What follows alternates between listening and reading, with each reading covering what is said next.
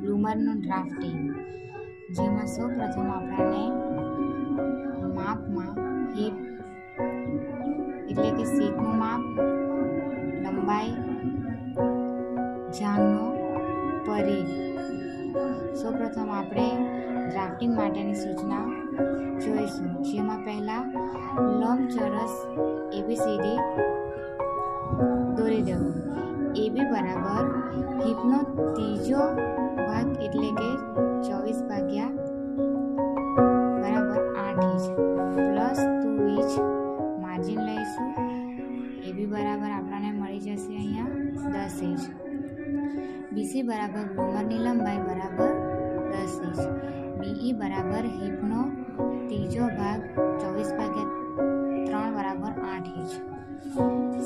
C1 બરાબર 1 inch લઈશું અને AG બરાબર 1 ઇંચ લઈશું.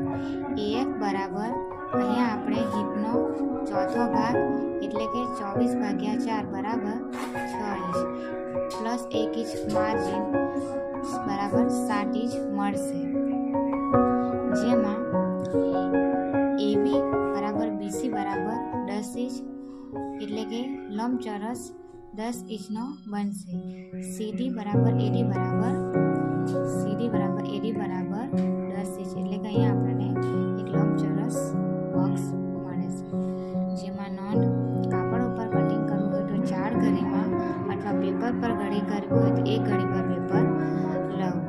અને AB બરાબર અને AD બરાબર લંબાઈમાં કાપડને ઘડી કરી દેવી